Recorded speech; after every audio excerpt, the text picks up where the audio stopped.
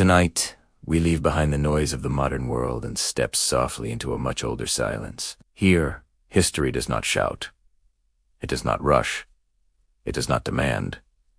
It simply waits. You are listening to Go to Sleep Historian, where we wander slowly through the quiet corridors of the past, guided by wind, stone, and memory. If you find comfort in calm storytelling, in landscapes lit by fading sun, and in the steady rhythm of forgotten footsteps, consider subscribing, and let these journeys become part of your nightly rest. Now, dim the lights, settle into stillness, and let us begin. Tonight, we follow the faint path of ancient American trade routes, across high desert plateaus, and through silent, sun-drenched canyons, tracing the rhythmic footsteps of travelers who walked these lands 1,000 years ago. Take a slow breath, and step with me into the dawn. Before the sun rises over the high desert, there is a moment when the world seems suspended between breaths. The sky is not yet gold. The air is cool. The earth holds the memory of night. We stand on a wide plateau in what is now the American Southwest, a land of mesas, dry riverbeds, and quiet horizons. In the distance, low ridgelines stretch like sleeping giants beneath a fading canopy of stars. There is no road here, no signpost, no modern marker to tell us where to walk. And yet, if you look closely, if you allow your eyes to soften, you begin to see them. Faint lines, narrow depressions in the earth. Subtle, almost invisible. Paths. These are not the kind of trails carved by machines or paved by governments. They were not drawn with intention in a single season. They were made by footsteps, one after another, year after year, generation after generation, across centuries, long before modern highways crossed this continent. Before maps were printed, before borders were drawn, these plateaus carried a different kind of traffic, human movement. Rhythmic, steady, purposeful. As the first light of dawn begins to gather, it reveals texture in the desert floor. You can imagine how thousands of feet once pressed into this soil, leather sandals, brushing dust, baskets swaying gently, voices speaking softly in languages now carried only in echoes. The wind moves lightly across the plateau. It does not disturb the path. It seems to remember. To walk here is not to conquer distance. It is to participate in continuity. These footpaths were not accidental wanderings. They followed natural corridors, the easiest descent along a ridge, the gentlest slope between mesas, the line of sight toward distant stone formations that served as landmarks. The land itself offered guidance. To the untrained eye, this desert may appear empty. But it is not empty. It is deliberate. Each canyon opening provided shade at midday. Each seasonal wash hinted at hidden water. Each elevated rise allowed a traveler to scan for weather or movement. The people who walked these routes understood the terrain intimately, not as something to dominate, but as something to listen to. You might imagine a small group beginning their journey before sunrise. Just as we stand now, the air would have been cool enough to walk comfortably. They would move at a measured pace, not hurried, not slow, conserving energy for a distance that could stretch for days, even weeks. There were no wheels here, no horses yet on this land, only human strength and patient endurance. Trade routes, though we call them that now, were not merely commercial highways. They were threads of connection. Along these paths traveled obsidian volcanic glass, sharp enough to cut through hide and bone, turquoise, sky-colored, stone-shaped, into beads and pendants, shells from distant coasts, pigments, stories, ideas, songs. As the sun finally crests the horizon, the plateau transforms. The earth glows amber, long shadows stretch behind scattered shrubs, and for a moment, the faint trail becomes visible in full relief, illuminated by low light. It curves gently around a natural outcrop. It descends toward a canyon opening. It continues beyond what the eye can follow. Imagine standing here 1,000 years ago, the same sun rising, the same cool breath of dawn, the same open sky. The world would have felt vast, but not isolating, because somewhere beyond that horizon, other settlements waited, earthen mounds, stone structures, communities connected not by written contracts, but by repeated return. The path itself was a promise. If you walk long enough, you will arrive, and someone will be there. There is a quiet reassurance in that thought. The plateau now appears still, untouched, but stillness can be deceptive. Beneath this surface lies memory, pressed into dust. Each step we imagine tonight echoes another step taken long ago, and if you listen carefully beyond the wind, you might sense that rhythm. Step, pause, breath, step. The desert does not hurry, and neither did they. These ancient travelers understood something modern life often forgets. Distance unfolds gently. The sky brightens fully now. Birdsong begins in the distance. The chill of night withdraws into stone, and the faint path remains subtle, patient, enduring. A line across time. We will follow it. But not quickly. For now, simply stand here in the dawn. Feel the cool air.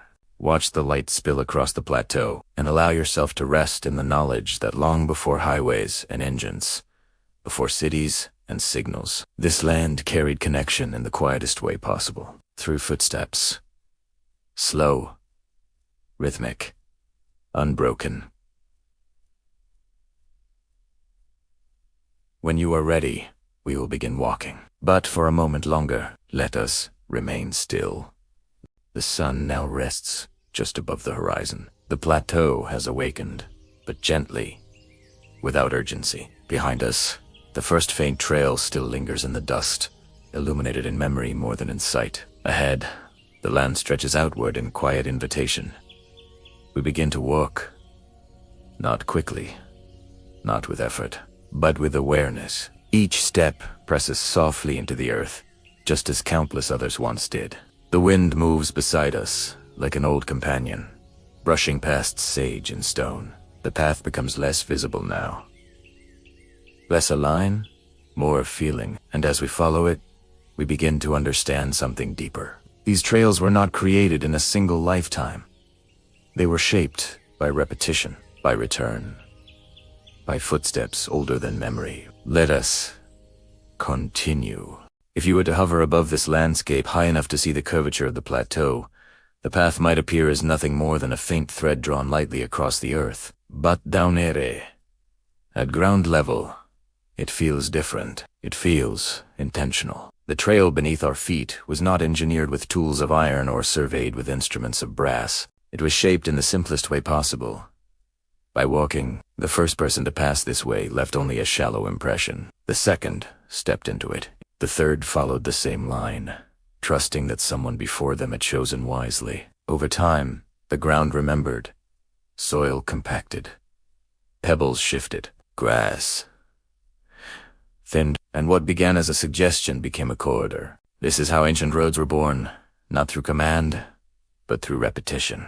Not through force, but through rhythm. Imagine a small group moving across the plateau centuries ago. Perhaps they were traders carrying obsidian blades wrapped in woven fiber. Perhaps they bore turquoise beads, the color of early sky. Perhaps they carried nothing more than news from a neighboring settlement. Their pace would have been steady, measured. They understood the importance of conserving strength beneath an open sun. The desert does not reward haste. With each journey, they reinforced the route. And with each return, they confirmed it. The path became familiar, reliable. It bent gently around difficult terrain, avoiding steep inclines, skirting unstable washes, following ridgelines, where visibility stretched for miles. In this way, geography itself shaped memory, and memory shaped geography. Over generations, children would have learned these routes by walking beside elders. No maps were needed. The land was the map. Watch that rock formation, an elder might say softly. When the shadow reaches its base, we rest. Follow the ridge until the wind changes direction. Turn when you see the canyon split like an open hand. Navigation was not abstract. It was sensory. Wind, light, stone, sound. There is something deeply human about this form of travel. When we walk the same ground repeatedly, we leave more than footprints. We leave familiarity, a sense of belonging, an invisible thread tying us to place. And so these paths became more than practical routes between settlements. They became stories written into earth. Every repetition strengthened them. Every season deepened them. In summer, the soil baked firm beneath sandals. In cooler months, frost may have outlined the trail at dawn. During rare desert rains, water flowed around its edges, carving it slightly deeper, preserving its line. Over centuries, the route grew so consistent that even those who had never walked it before could sense where to place their feet. There is a quiet comfort in following a path shaped by countless others. It means you are not alone. It means someone once stood where you now stand. It means the land has held community long before you arrived. Pause for a moment. Look down. Imagine the layers beneath your feet, not just soil and stone, but compressed time. How many thousands of steps passed here? How many conversations drifted across this same stretch of air? How many silent walks, taken at dawn like this one, began with uncertainty and ended in reunion? The path does not answer, but it remembers. There is another truth hidden in these faint corridors. They were democratic in their making. No single leader ordered their construction. No single generation claimed ownership. They emerged organically from shared need, the need to connect, to exchange, to return. When trade goods moved obsidian from volcanic highlands, turquoise from mineral-rich veins, they followed these established rhythms. The path itself reduced risk. Familiar terrain meant fewer surprises. Known landmarks meant fewer wrong turns. In this way, repetition became security, and security allowed distance. Distance allowed exchange, and exchange nurtured culture. As we continue walking, notice how naturally your feet fall into pattern. Left, right, breath. Left, right, breath. There is a meditation in this rhythm. It is likely that ancient travelers felt it too. Long journeys quiet the mind. They create space for thought, for reflection, for listening to wind moving across stone. Perhaps that is why these routes endured so long, not only because they were efficient, but because they felt right. A path repeated enough times becomes almost instinctive. Even today, long after the original walkers have faded into history, subtle traces remain visible to trained eyes, and sometimes to patient ones. Archaeologists now use aerial imaging to detect slight depressions across vast plateaus, confirming what the land has held quietly for centuries. That movement once pulsed here, but we do not need instruments tonight. We need only imagination and slowness. The sun now rises higher, warming the plateau. The cool breath of dawn gives way to gentle heat. Shadows shorten. The path beneath us grows less distinct in direct light, but its presence remains undeniable. It continues ahead, bending toward distant mesas, leading toward settlements we have not yet seen. Footsteps older than memory shape this way, and as we walk it now, softly, respectfully, we join that long, unbroken rhythm. Not to disturb it, but to understand it. Let us keep walking, slowly, together. By now, the sun has climbed high enough to soften the last shadows of morning. The plateau stretches before us in full light. At first glance, it seems vast and indistinct. A sweep of ochre earth, scattered shrubs, distant mesas, rising like quiet islands from a still sea. But look again. Not quickly. Let your eyes wander gently across the horizon. The land is not blank. It is right. To those who knew how to read it, this landscape was as detailed as any parchment map. The ridge ahead is not simply a ridge. It is a guide. It offers elevation, and elevation offers sight. From its crest, a traveler could scan for weather, for smoke rising from distant settlements, for the shimmer of movement across open ground. The shallow wash cutting across the plateau is not merely a dry scar in the earth. It marks seasonal water. Even when Its vegetation hints at moisture below the surface. To follow it is to follow life. The pale stone outcrop to our right, shaped like a reclining animal, is not just rock. It is memory. Landmarks such as these anchored orientation. They were the compass points of a world without compasses. In our time, we unfold paper maps or glance at glowing screens. Lines appear instantly. Distances calculated in seconds. But for ancient travelers, direction was relational. They did not move toward coordinates. They moved toward relationships between hill and canyon, between shadow and sun, between wind and slope. If we imagine standing here 1,000 years ago, there would be no signs pointing east or west, but there would be knowledge, passed quietly from voice to voice. When the sun reaches the shoulder of that mesa, we turn. When the wind carries the scent of juniper, we are close. The land was not something separate from its people. It was teacher, guide, companion, and in many ways, it still is. Today, archaeologists sometimes use a technology called LiDAR, light detection, and ranging to reveal subtle patterns hidden beneath vegetation and time. From above, faint linear depressions appear across desert plateaus, confirming the presence of ancient roadways invisible at ground level. From the sky, geometry emerges. Straight alignments stretch 4 miles. Connections between settlements become visible as deliberate design. It can feel almost startling, this revelation that what appears random from below is once part of an intricate network. But for those who walked it, the geometry was already known, not through measurement, through repetition. When you walk a route enough times, your body begins to anticipate its turns.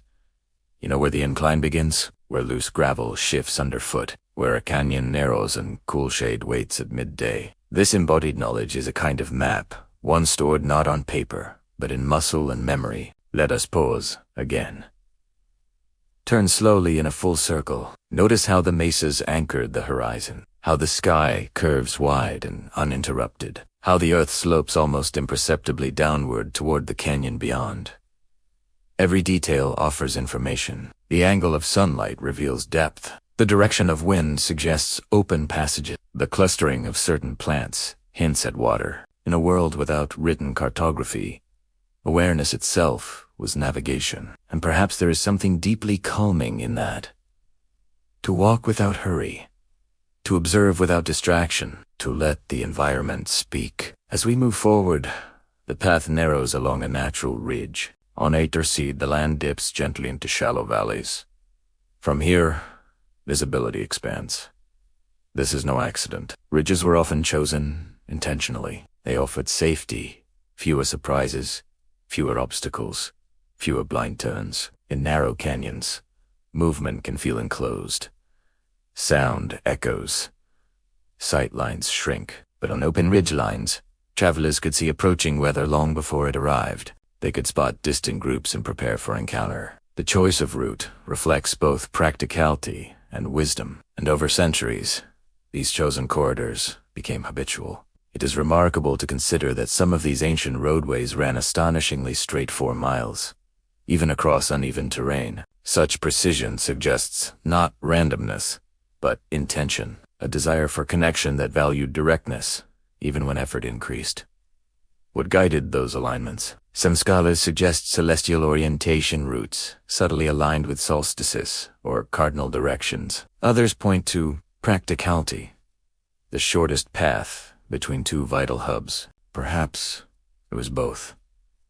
Ancient navigation did not separate the spiritual from the practical. The sun's path across the sky was not only a clock, it was meaning. The stars were not just lights, they were stories. To read the land was also to read the heavens. Imagine a traveler walking at dusk, the first stars appearing overhead, the familiar arc of constellations marking seasonal change, the same sky stretching above distant settlements. There is comfort in shared orientation, knowing that those you journey towards see the same celestial markers. The map, then, extended beyond Earth. It included sky, wind, memory, and repetition. As we continue walking, the canyon mouth ahead grows clearer. Its walls catch the afternoon light, glowing softly in shades of amber and rose. The path curves toward it almost naturally, as though drawn by gravity. And perhaps it was. Canyons offered shelter, water, acoustic stillness. They funneled movement in predictable ways, making them ideal corridors for long-distance travel. Step by step, the plateau begins to slope downward. The air shifts, slightly cooler. Sound changes, wind, replaced by the faint hush of space enclosed by stone. The land has guided us here without a single signpost, without instruction, without haste. To read the land like a map is not to decode it quickly, it is to trust it. To notice patterns, to accept that guidance can be quiet. Long before paper maps defined borders, this continent was connected by awareness, by memory, by footpaths tracing intelligent lines through desert and canyon. We walk one of those lines now. Not because it is marked, but because it feels continuous. The canyon waits ahead, and within it more stories rest in shade. Let us descend gently, and listen. The canyon narrows gently around us. Its walls rise in warm layers of sandstone, holding the afternoon light like a quiet lantern. The air is cooler here, still. And as we walk along the canyon floor, something dark catches your eye against the pale earth. A small fragment, sharp-edged, glossy, black as midnight, obsidian. At first glance, it looks almost modern, like broken glass from another age. But this stone was born not of furnaces, but of fire older than memory. Obsidian forms when volcanic lava cools so quickly that crystals do not have time to grow. The result is natural glass, smooth, reflective, and capable of being shaped into edges sharper than steel. Yet here, in this quiet canyon, there is no volcano. The nearest volcanic fields lie many miles away, in distant highlands and ancient calderas, scattered across what is now the American Southwest, which means this fragment did not originate here. It traveled. Imagine holding it in your palm. Feel its weight, lighter than you expect. Its surface catches the light in subtle curves. Run your finger carefully along its edge. It narrows to something impossibly fine. For ancient communities, obsidian was more than beautiful. It was practical. From it came blades, arrow points, cutting tools for hide and plant fiber. Its sharpness allowed precision in hunting, in craft, in survival. But what makes this fragment remarkable is not its edge, it is its distance. Long before horses crossed this continent, before wheeled carts or metal blades, obsidian moved across hundreds of miles of plateau and canyon, carried by hand, step by step. How? Slowly, deliberately. Picture a trader beginning a journey near a volcanic source. Perhaps in what is now northern New Mexico or Arizona. There, dark glass lay scattered across slopes shaped by ancient eruptions. Skilled hands would select suitable pieces, shaping them carefully.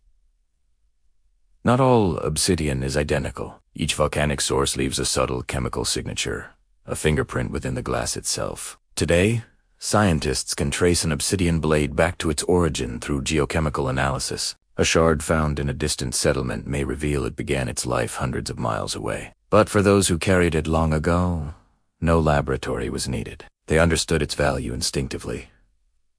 Obsidian was not common in every region. Where it was rare, it became prized. And so it moved, not in massive caravans, not in hurried convoys, but in measured exchanges between communities. A traveler might carry a bundle of carefully wrapped blades or raw nodules, titan woven fiber. The load would not be heavy, but it would be precious. The journey could take weeks across platea, along ridgeline, through canyon corridors like the one we now walk. Each step carried both material and meaning. Trade was not simply economic. It was relational. When obsidian arrived in a settlement far from its source, it signaled connection.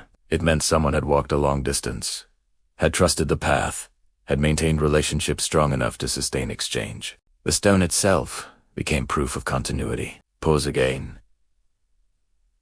Look at the canyon walls around us. They glow warm and soft. the color of sunlit clay. Now imagine the contrast of a newly shaped obsidian blade resting against that backdrop. Black against amber. Night against day. Its surface reflecting sky and stone simultaneously. There is something poetic in that image. Volcanic fire, cooled into glass, carried across quiet desert to rest in a sunlit canyon. Fire meeting stone. Distance meeting destination. Over time, settlements connected by obsidian trade grew familiar with one another. Repeated exchanges built trust. Trust built networks.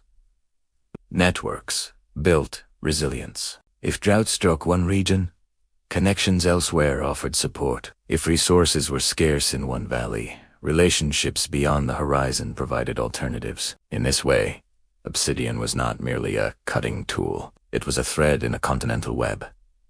And yet, its movement required patience. Without beasts of burden, without wheels, without paved roads, each mile demanded human effort. Imagine walking beneath the weight of sun, carrying fragile glass wrapped carefully to avoid fracture, stopping at known water sources, resting beneath juniper shade, listening at night to wind moving through canyon walls. The rhythm would have been steady, predictable, almost meditative.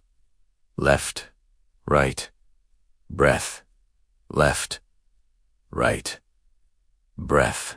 The canyon floor beneath us now holds only fragments, small pieces lost or discarded long ago. But even these speak quietly of a much larger story, of journeys repeated across generations, of volcanic stone crossing ecological zones, from highland to plateau, from plateau to river valley. Distance, in the ancient world, was not an obstacle. It was an opportunity for relationship. As we continue walking, imagine that somewhere ahead lies a settlement awaiting this dark glass.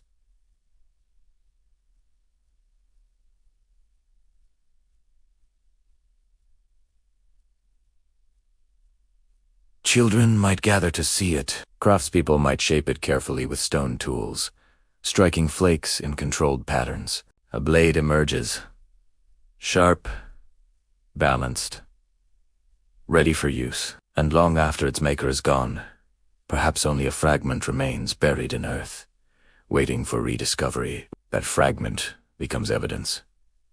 Evidence that the land beneath our feet was never isolated, never empty, never silent. It pulsed with movement, wheat exchange with intention. The canyon begins to widen now, opening gradually toward another stretch of plateau beyond. The air warms again. Light intensifies, and somewhere, perhaps miles from here, volcanic hills still hold the source of that black glass. Fire turned to stone. Stone turned to tool. Tool turned to connection. We leave the canyon floor gently, carrying with us the understanding that even the smallest shard can contain a continent's story. Let Uzwa on slowly.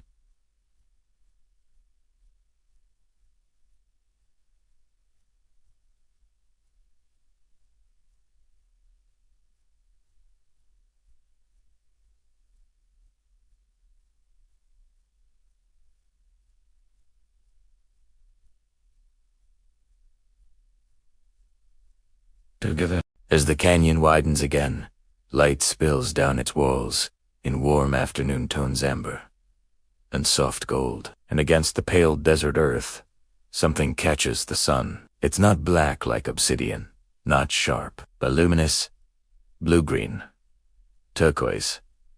If obsidian was born from fire, turquoise feels born from the sky. Its color mirrors open horizons, that particular shade of desert blue, just before dusk settles in. For centuries, this stone traveled the same faint paths we have been following. But unlike obsidian, turquoise did not cut. It connected. Turquoise forms slowly, over time, when mineral-rich water seeps through rock and leaves behind deposits of copper and aluminum phosphate. In parts of what is now New Mexico, Arizona, and Nevada, these veins lay hidden beneath desert hills. Ancient miners knew where to look. They climbed rocky slopes under a sun that pressed hard against the land. With stone tools, they chipped carefully at exposed veins, following color through cracks in the rock. They gathered fragments sometimes small, sometimes large enough to shape into beads. Imagine kneeling beside a shallow mine pit. The stone around you is warm from sunlight. Dust rises softly with each careful strike. There's no machinery, no explosive force. Only patience. Tap, tap, tap. The same rhythm we've heard before. Walking shapes the land. Carving shapes the stone. Mining shapes connection. Turquoise was not common everywhere, and that scarcity gave it meaning. Where obsidian traveled as a tool, turquoise often traveled as a symbol. It adorned necklaces, bracelets, and ceremonial objects. It may have represented water, the sky, protection, or spiritual balance. Its color alone would have stood out vividly against the desert. As earth tones, a small piece of brightness carried across vast, neutral landscapes. Picture a trader wrapping turquoise beads in woven fiber. The beads are small, carefully drilled and polished. They wouldn't weigh much, but they would carry immense value. Now imagine those beads arriving in a distant settlement, far from the mineral veins that birthed them. Children gather to see their color.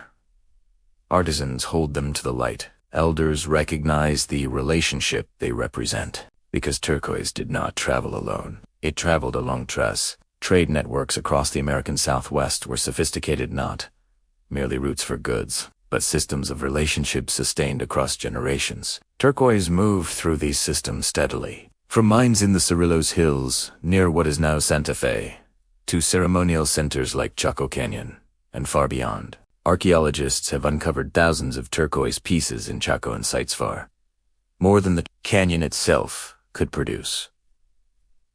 This tells us something remarkable. Turquoise flowed toward centers of gathering, toward places where ritual, exchange, and community converged. It may have been used in ceremonies aligned with solstices, placed in offerings, or worn during gatherings that renewed alliances. The stone's journey mirrored the journeys of people themselves, from highland mines, across plateaus, through canyon corridors, along river valleys. Its path wove through the same invisible web of connection.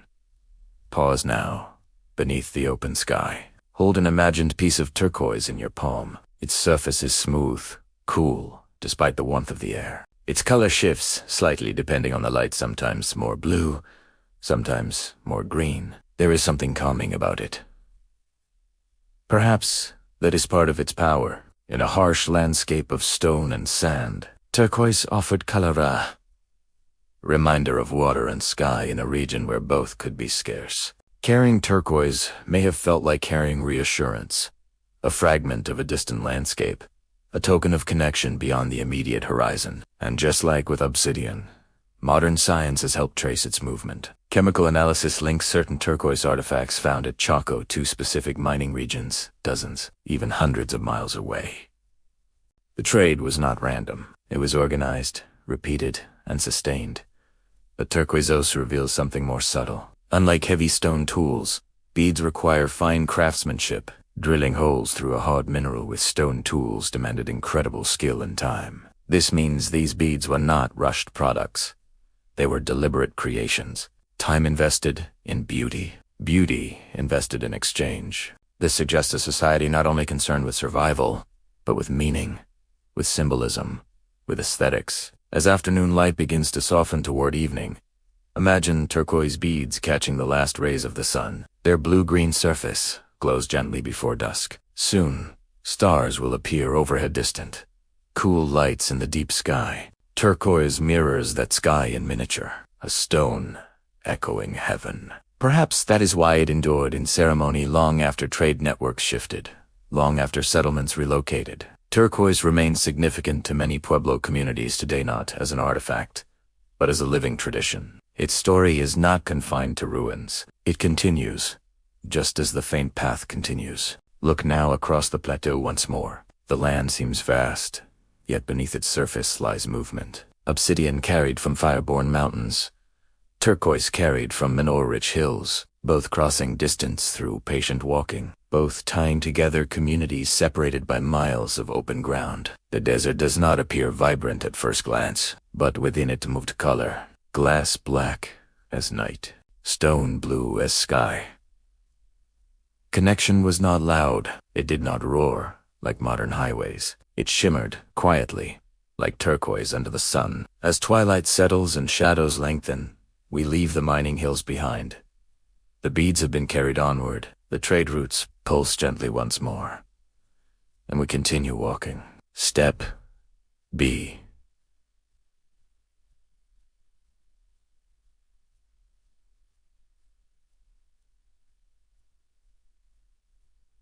Step under a sky mirrored in stone. Slowly, together, thank you for joining us on this journey. If you found this story of connection as fascinating as we do, please consider liking this video and subscribing for more explorations into our shared past. By midday, the sun stands high above the plateau. The light is no longer gentle. It is steady, direct, honest. The canyon we left behind has widened into open land again, and the horizon stretches in every direction, vast, unbroken, quietly immense. This is where the true nature of ancient travel reveals itself. Not in the beginning of a journey, not in the moment of arrival, but in a long, quiet distance between worlds. Imagine walking here without modern footwear, without paved ground beneath you, without shade except what you can find or make. Each step presses into dust that rises lightly around your ankles. The rhythm is slow, intentional. No one would hurry in this heat. To survive the desert is to respect it. Ancient travelers understood this deeply. Journeys were often timed with the seasons. In cooler months, longer distances could be covered comfortably. In the height of summer, movement might begin before dawn and pause by midday, resuming only as evening softened the sky. Water dictated everything. Routes curved gently toward known springs, seasonal washes, or shaded canyon walls where moisture lingered beneath stone. A spring was more than refreshment. It was relief. It was safety. It was a silent agreement between land and traveler. Picture a small group approaching such a spring after hours of walking. The air grows slightly cooler. Vegetation thickens. Grasses, perhaps a cottonwood tree marking underground water. There is no rush. They kneel slowly, cup water, carefully rest inside. These pauses were not interruptions. They were part of the journey's rhythm. Walking between settlements meant existing in transition. You are no longer home, but not yet arrived. You carried goods, obsidian, turquoise, shell, woven fiber, but you also carried expectation. Perhaps you carried news. Perhaps you carried agreements. Perhaps you carried trust. The long walk between worlds was not solitary in spirit, even if it felt solitary in landscape. Beyond the horizon lay people who expected your arrival. This knowledge made distance meaningful. Look around now. The plateau shimmers slightly in the heat. Insects hum quietly among desert shrubs. The wind has softened. The land appears almost still. But imagine it centuries ago. Not empty, but punctuated by movement. A lone traveler silhouetted against the ridge. A small group cresting a rise in single file. Their pace is measured. Left, right. Breath. Left. Right. Breath. There is meditation in repetition. When the body settles into steady movement, the mind begins to quiet. Thoughts stretch long and slow, like shadows in late afternoon. Perhaps ancient travelers used this time for reflection, for planning, for remembering. The desert offers space, not only physical space, but mental space. The absence of distraction sharpens awareness. Sound becomes clearer. The crunch of gravel beneath sandals, the soft shift of woven baskets, the distant call of a bird circling overhead. Without horses or wheeled carts, each item carried had to justify its weight. Trade goods were chosen carefully, wrapped securely, balanced across shoulders or held close to the body. Efficiency was essential, but so was resilience. The body becomes both vehicle and vessel. Muscle memory guides the stride. Feet grow accustomed to terrain. Over time, experienced travelers would know precisely how far they could walk before resting. They could sense approaching weather through subtle changes in wind. They could read the sky's color to predict the coming night. Imagine the shift toward evening now. The heat slowly retreats. Shadows lengthen across the plateau. The sky transitions from pale blue to amber. This was often the most welcome time of day.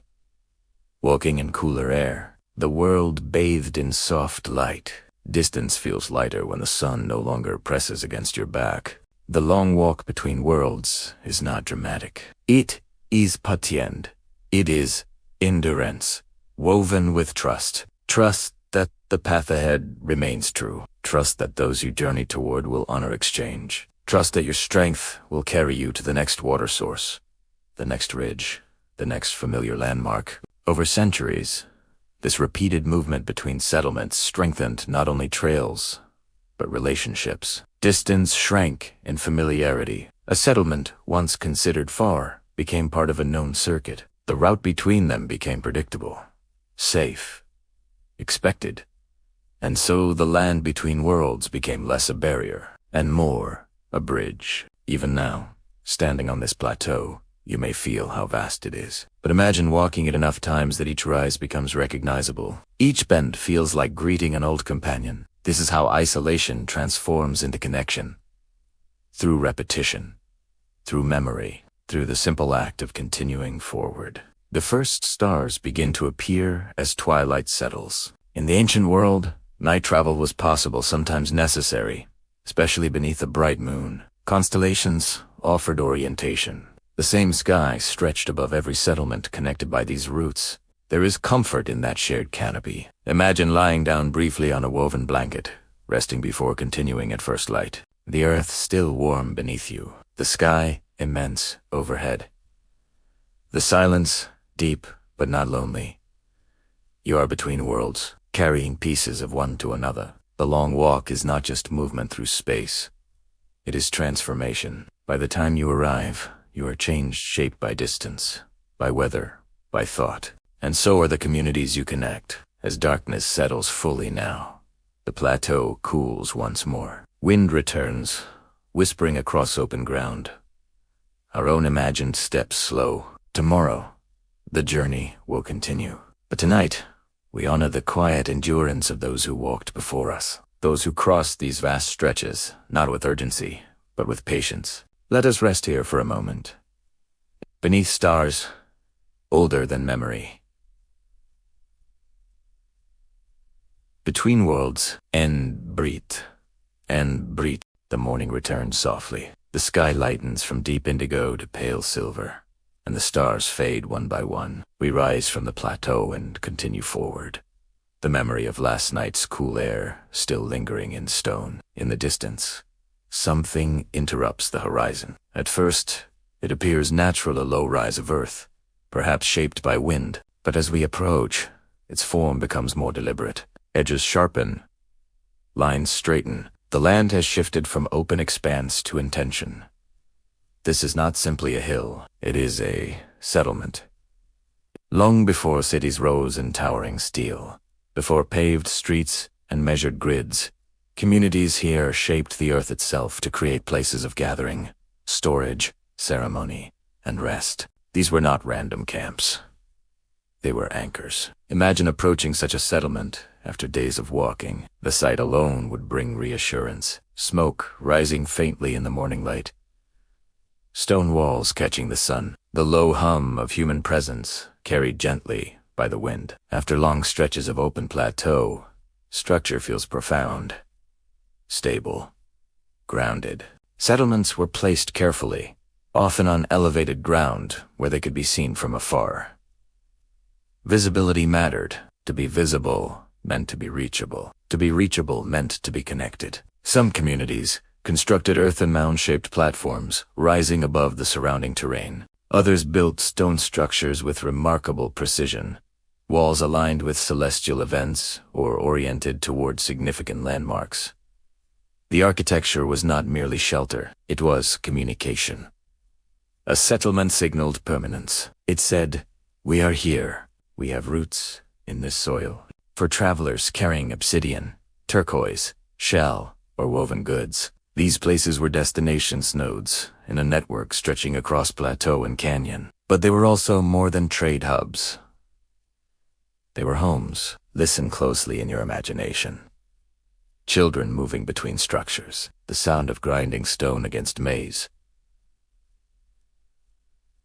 the faint murmur of morning conversation, the soft scrape of sandals against packed earth. After the long quiet of the trail, these sounds would feel almost vibrant. The wind, which once moved freely across the open plateau, now shifts around walls and corners. It funnels through doorways. It hums softly along the edges of stone. In this way, settlements quite literally anchored the wind. They shaped airflow. They altered light. They transformed open land into defined space. Many ancient communities in the American Southwest built multi-room dwellings into connected chambers used for storage, sleep, and gathering. Thick walls provided insulation against heat and cold. Small windows controlled light and airflow. Everything had purpose. Nothing was excess. Storage rooms held surplus evidence of planning and stability. Plazas offered communal space for ceremony and exchange. Elevated vantage points allowed watchfulness across the surrounding terrain.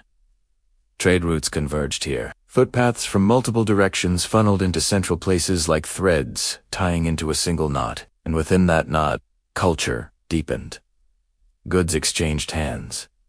Stories exchanged voices. Rituals exchanged meaning. Pause here at the edge of this imagined settlement. Notice how the land feels different beneath your feet, more compact, worn smooth from repeated presence. Where the trail once felt solitary, here it feels collective. A path shaped by many becomes a plaza shaped by community. For generations, these settlements endured sustained by reliable trade, seasonal cycles, and careful adaptation to the environment. But permanence was never absolute. The desert is patient. Wind continues its slow sculpting. Drought can stretch across years. Resources shift, and so settlements, too, evolved. Some grew. Some diminished. Some were eventually left behind. Yet even in abandonment, they remain powerful. Stand within a stone ruin, today walls open to the sky. Silence filling former rooms and you feel something unmistakable, not emptiness. Presence. The geometry of human intention lingers long after voices fade. Look again at the low mound before us. Its shape catches the morning light. Grass grows lightly along its slope. To an untrained eye, it might appear natural, but beneath that surface lies layered construction, earth carried basket by basket, shaped by hands guided by purpose. Each basket of soil lifted and placed represents labor shared, effort repeated, vision sustained. These settlements were not built in haste. They rose gradually, much like the footpaths that led to them, through repetition, through patience, through return. Imagine arriving here as a trader after weeks of walking. You would not enter abruptly. There would be greeting, recognition, perhaps ceremony. Exchange was not simply transactional, it was relational. To trade goods was to reaffirm connection. To reaffirm connection was to sustain stability. And stability allowed architecture to rise. The wind moves gently now across the settlement's edge. It brushes against walls and overmound tops. It carries no voices today, only memory. But if you stand still long enough, you can almost sense the layered presence of those who once gathered here. The path behind us stretches back across plateau and canyon. The settlement before us represents pause, arrival, anchoring. Between movement and stillness lies balance. Ancient trade routes did not exist in isolation. They depended on these places, these grounded centers of community. Without them, distance would be meaningless. With them, distance becomes connection. The sun climbs higher, light spills across stone. And for a moment, the settlement seems alive again, not with noise, but with quiet continuity. We have reached one anchor in a vast network. There are others beyond the horizon, but for now, let us stand here.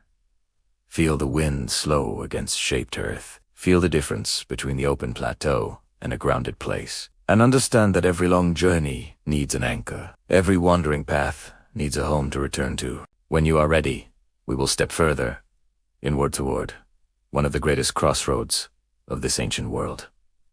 Slowly, gently. Together, the path narrows, once more. Cliffs rise slowly around us, their layered faces glowing in warm tones of rose and gold. The air grows still, protected by stone. Ahead, the canyon widens into something extraordinary. At first, you notice symmetry, then scale, then silence. We have entered what is now known as Chaco Canyon, a place that once pulsed quietly at the heart of an immense network of connection. Stand here for a moment. Let your eyes adjust. Low stone walls stretch outward in curved formations. Multi-storied structures once stood here, carefully aligned, precisely constructed, built with intention rather than haste. These were not small villages. They were great houses, massive complexes of stone and timber, some rising 4 or 5 stories high, containing hundreds of rooms. Imagine approaching this canyon after days on the plateau. The sight would have been astonishing, not because of noise or spectacle, but because of presence. Solid, permanent, deliberate. The structures here were built by the ancestors of today's Pueblo peoples, often referred to by scholars as the Ancestral Puebloans. Their architectural knowledge was sophisticated, their planning precise. Stone blocks were shaped and stacked in careful courses. Timbers carried from distant mountain forests were fitted into ceilings and beams. Rooms connected in intricate patterns around open plazas. Within the great houses were circular ceremonial chambers, called kivas, partially underground spaces used for ritual, gathering, and reflection. Imagine descending a ladder into one of these kivas. Cool air envelops you, light filters softly from above. The sounds of the canyon fade into stillness. Ceremony here would not have been loud. It would have been rhythmic, measured. Much like the walking that brought people here. But what makes this canyon extraordinary is not only its architecture, it is its roads. From this central place, engineered roadways radiated outward across the desert, some stretching astonishingly straight 4 miles, cutting across uneven terrain with deliberate alignment. These were not casual trails. They were constructed corridors. Wide, cleared, intentional.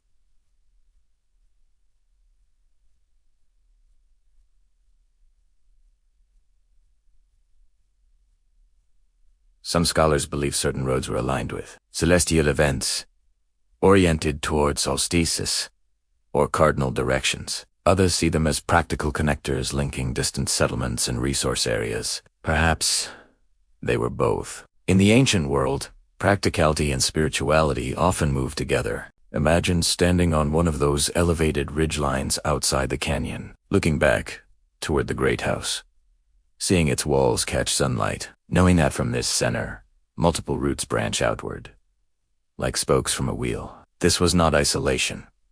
It was orchestration. Trade goods flowed through this place. Obsidian from volcanic highlands, turquoise from mineral veins, shell from distant coasts, macaw feathers from lands far to the south. Even timber beams here have been traced to mountain ranges dozens of miles away.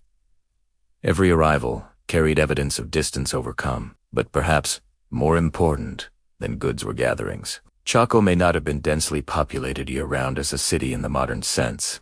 Instead, many scholars suggest it functioned as a ceremonial and administrative center, a place where communities converged seasonally. Imagine the canyon during such a gathering. Footpaths converging, voices rising gently across open plazas, smoke drifting upward in the still desert air. The wind, once free across plateau, now guided between stone walls, anchored, shaped. The architecture here feels almost mathematical. Symmetry in layout, alignment in placement. Even the positioning of windows and doorways appears intentional, allowing sunlight to enter at particular times of year. On certain days, shafts of light would pass through openings and strike interior walls with precision markings, tracking seasonal change. In this way, Chaco was not only a crossroads of trade, it was a crossroads of time. The people who built here were attentive observers of sky and earth alike. Imagine standing in the plaza at dawn during winter solstice. The sun rises at its southernmost point. Light spills across stone exactly where expected. The year turns cycles continue. Trade routes, 2 followed cycles, seasonal rhythms, predictable returns, and so this canyon became a heartbeat, a central pulse in a larger body of settlements connected across hundreds of miles. Yet 7 are quiet dominates. Today, the ruins stand open to sky. Wind passes through roofless rooms. Footsteps echo lightly on packed earth. The grandeur remains, but softened. Time has smoothed its edges. As we walk slowly across this canyon floor, consider the effort required to build such structures without metal tools, without beasts of burden, without wheeled carts. Stone carried by hand, timber transported across rugged terrain. Construction sustained over decades, perhaps generations.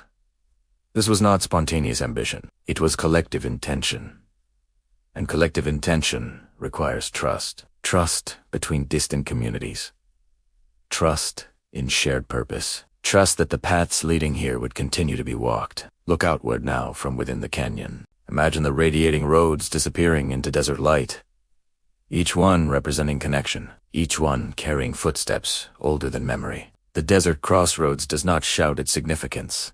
It whispers it. In geometry.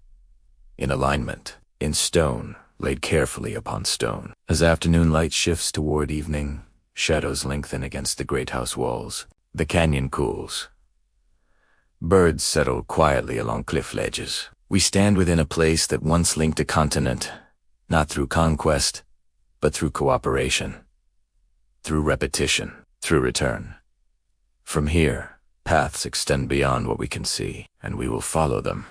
But for now, remain still. Let the scale of this place settle gently in your thoughts. A crossroads carved, not in asphalt, but in patience. And in stone. When you are ready, we will step once more beyond its walls and trace the roads that carry us onward. The path narrows once more. Cliffs rise slowly around us, their layered faces glowing in warm tones of rose and gold. The air grows still, protected by stone. Ahead, the canyon widens into something extraordinary.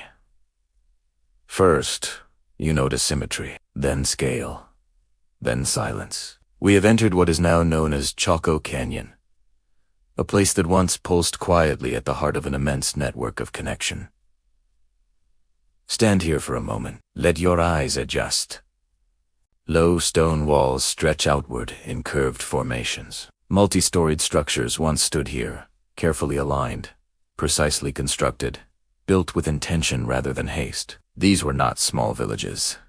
They were great houses, massive complexes of stone and timber, some rising 4 or 5 stories high, containing hundreds of rooms. Imagine approaching this canyon after days on the plateau. The sight would have been astonishing, not because of noise or spectacle, but because of presence, solid, permanent, deliberate.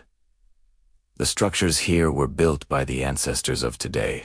Pueblo peoples, often referred to as the Ancestral Puebloans. Their architectural knowledge was sophisticated, their planning precise. Stone blocks were shaped and stacked in careful courses. Timbers, carried from distant mountain forests, were fitted into ceilings and beams. Rooms connected in intricate patterns around open plazas. Within the great houses were circular ceremonial chambers called kiva, partially underground spaces used for ritual and reflection. Imagine descending a ladder into one. Cool air envelops you. Light filters softly from above. The sounds of the canyon fade into stillness. But what makes this canyon extraordinary is not only its architecture, it is its roads. From this central place, engineered roadways radiated outward across the desert, some stretching astonishingly straight 4 miles, cutting across uneven terrain with deliberate alignment. These were not casual trails. They were constructed corridors, wide, cleared, intentional. Some scholars believe certain roads were aligned with celestial events. Others see them as practical connectors. Perhaps they were both. In the ancient world, practicality and spirituality often moved together. Imagine standing on a ridgeline outside the canyon, looking back toward the great house, seeing its walls catch sunlight. This was not isolation. It was orchestration. Trade goods flowed through here. Obsidian, turquoise, shell from distant coasts, even macaw feathers.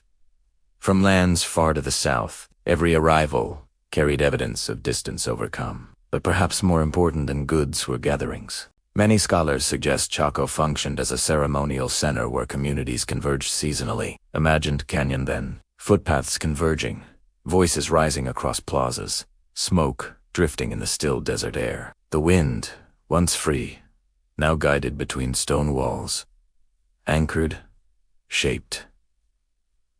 The architecture here feels almost mathematical. Symmetry in layout, alignment in placement. Even windows and doorways appear intentional, allowing sunlight to enter at particular times a year, marking solstices and tracking seasonal change. In this way, Chaco was not only a crossroads of trade, it was a crossroads of time. The people who built here were attentive observers of sky and earth. Imagine standing in the plaza at dawn during winter solstice.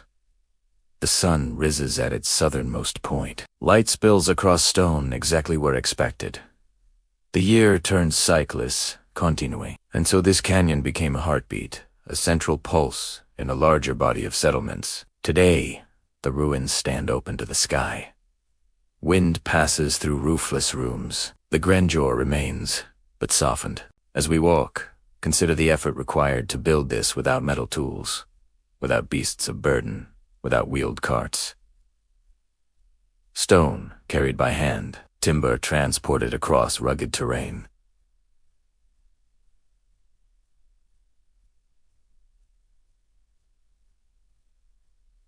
Construction sustained over generations. This was not spontaneous ambition. It was collective intention, and collective intention requires trust. Trust between distant communities, trust in shared purpose, trust that the paths leading here would continue to be walked. Look outward now from within the canyon. Imagine the radiating roads disappearing into desert light, each one representing connection, each one carrying footsteps older than memory. The desert crossroads does not shout its significance. It whispers it. In geometry, in alignment, in stone, laid carefully upon stone. We stand within a place that once linked a continent, not through conquest, but through cooperation, through repetition, through return. For now, let the scale of this place settle gently in your thoughts. A crossroads carved not in asphalt, but in patience and in stone. Now, we leave the stone walls behind us. The canyon opens slowly, and the engineered corridors stretch outward into open desert. Stand here for a moment. Look at the line ahead. It runs almost impossibly straight across uneven terrain, cutting over rises, dipping into depressions, then climbing again without hesitation. This is a road, but not as we know roads today. There are no wheels here, no ruts carved by carts, only footsteps, carefully repeated, deliberately aligned. In our modern world, we assume roads exist for vehicles, but these ancient corridors were built for the human body, measured to the pace of walking, wide enough for groups to travel side by side. A road without wheels demands patience. It values endurance over haste. It asks not how fast you can move, but how steadily. Imagine standing at the beginning of one of these roads centuries ago. The horizon is distant, almost unreachable, yet you know the path connects you to another community, perhaps many days away, and so you begin. Step, step, step. Without wheels, transport required cooperation. Larger materials were likely moved through relay systems, with one group carrying a load partway and another receiving it and continuing onward. Distance divided into segments, efforts read. In this way, roads were not just physical lines. They were social agreements. Every mile implied trust that the road remained open, that those encountered would honor relationships, that exchange would be reciprocal. Without centralized authority, stability depended on mutual understanding. Roads without wheels were also roads without domination. They did not roar with traffic or scar the land deeply. They lay lightly across the terrain, shaped by clearing brush, moving stones, and walking repeatedly. And yet, their impact was profound. They linked highlands to river valleys, desert plateaus to forested mountains. Community to community. Culture to culture. As we walk now, notice how the straightness of the road creates a sense of direction, a quiet confidence. There is no uncertainty about where it leads. It points forward with calm assurance. Some of these roads, radiating from major centers, extended for dozens of miles, maintaining astonishing linear precision. These paths remind us that connection can be built on steady steps, shared purpose, and a profound trust in the journey itself. Thank you for joining us on this walk through time. If you found this journey as fascinating as I did, please like this video and subscribe for more explorations into the quiet corners of history. Have you ever stood on an old road, a path worn smooth by countless footsteps, and wondered about the stories it holds? Let's imagine one such road, stretching arrows straight across a vast, empty landscape. A desert, perhaps. Why so straight? Maybe it was for efficiency, the shortest distance between 2 points. Or maybe it was symbolic, a line of intention drawn across the wildness, a declaration that said, "We are connected." Now, imagine something else. There are no wheels, no rumbling carts, no pounding hooves, just the whisper of the wind and the soft sound of footsteps. Think about walking this road at dusk, the sky above deepening from orange to a soft violet. The road stretches ahead, a faint ribbon disappearing under the first stars. The only sound is your own steady rhythm, the quiet beat of your feet on the earth. Without the clamor of machines, your senses would be alive. You'd hear the call of a distant bird settling for the night. You'd feel the subtle shift in the air as the desert cools. You'd notice every slight incline, every dip in the terrain, not with your eyes, but with your muscles. The road wouldn't distract you. It would be your quiet companion on a long journey. There's a kind of humility in this sort of construction. These roads weren't built to dominate the landscape, but to harmonize with it. They followed the natural contours of the land when it made sense, and only cut across it when the purpose was clear and direct. They were functional, but never excessive, and because they depended entirely on human power, keeping them open was a community effort. Brush had to be cleared by hand. Stones that had shifted were put back in place. The paths were kept visible simply by being walked. If people stopped walking, the road would begin to fade. It needed presence to exist. This is what makes these ancient roads so deeply human. They were alive only as long as people traveled them. When the footsteps ceased, the desert slowly, patiently reclaimed them. Wind softened their edges, sand drifted over, and plants crept back in. Time blurred their perfect geometry. But even today, they ain't traces.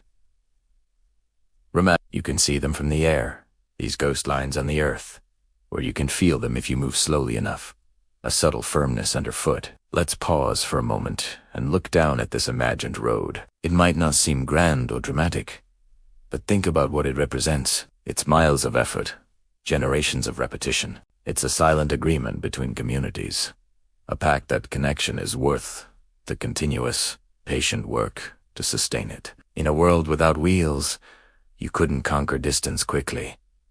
But maybe that slowness was a gift. Travel wasn't just about getting from here to there. It was an experience in itself. The slow journey allowed anticipation to build. Arrival wasn't just a change in location. It was a momentous event. Every exchange, every meeting felt more deliberate, more meaningful. Relationships were deepened by the shared effort of the journey. In a world without our modern obsession with speed, perhaps meaning had more space to grow. Imagine the sun lowering, casting long, dramatic shadows across this straight corridor of earth. The road glows, bathed in a soft amber light. It feels almost endless, stretching on forever. And yet, we know it leads somewhere specific, to another village, another market, another gathering of people. These ancient, wheel-less roads are a powerful reminder that connection doesn't require speed. It requires something else entirely. It requires consistency. It requires trust. And it requires the simple, profound willingness to place one foot in front of the other, again and again and again, even when the horizon feels impossibly far away. So let's walk this road together in our minds, not to get anywhere quickly, but to understand its rhythm. Left foot, right foot. Inhale.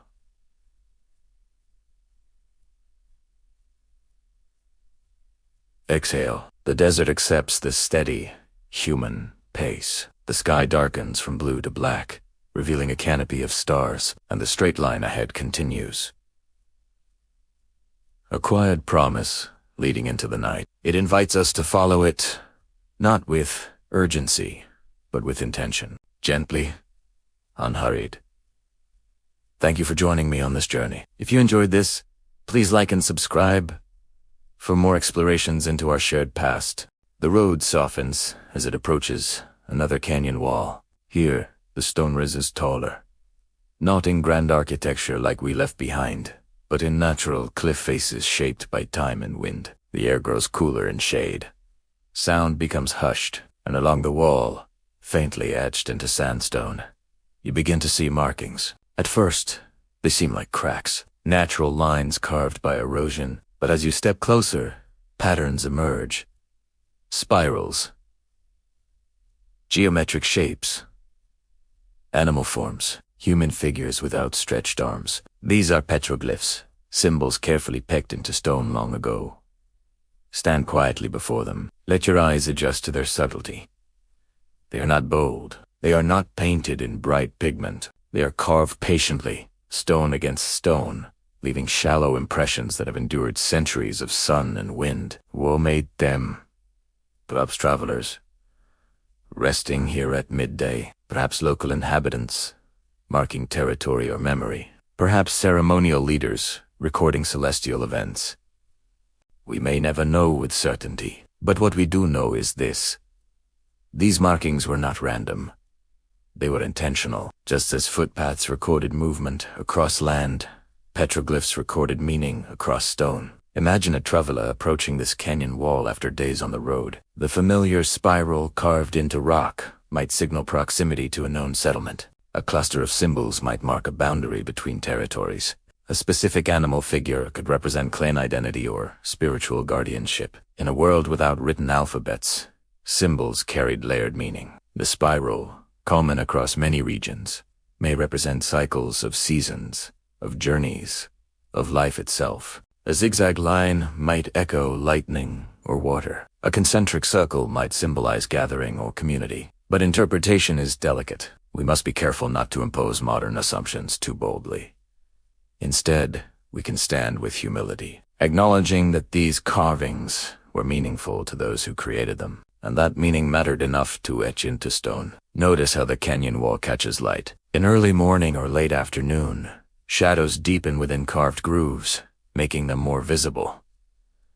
Midday sun flattens them into near invisibility. Perhaps the creators understood this, choosing surfaces oriented to particular times of day. A symbol revealed by low sunlight becomes almost ceremonial. A daily reminder written in shadow. Petroglyph panels often appear near water sources, along trade routes, or at natural choke points in landscape. This placement suggests communication, not private art hidden away, but shared markers along communal corridors. Picture a group of traders pausing here. One gestures toward a familiar symbol, a sign of safe passage. Another points to a newer carving evidence that others have passed recently. The canyon wall becomes a conversation across time. Unlike footprints that fade, stone retains memory. It does not forget. The act of carving required effort. A hard stone tool, pecked repeatedly against sandstone. Tap, tap, tap. Not hurried, not careless. Each indentation deliberate. Over hours, perhaps days, an image slowly emerges. The process itself becomes meditative, rhythmic, focused, much like walking. Walking shapes land. Carving shapes stone. Both are acts of repetition that leave trace. As we continue along the canyon, more symbols appear. Some overlap older carvings, layers of meaning accumulating over generations. One traveler marks presence. Another responds. Decades later, stone becomes archive. Imagine placing your hand gently near one of these carvings, not touching, but feeling its proximity. The same wall felt the warmth of ancient palms.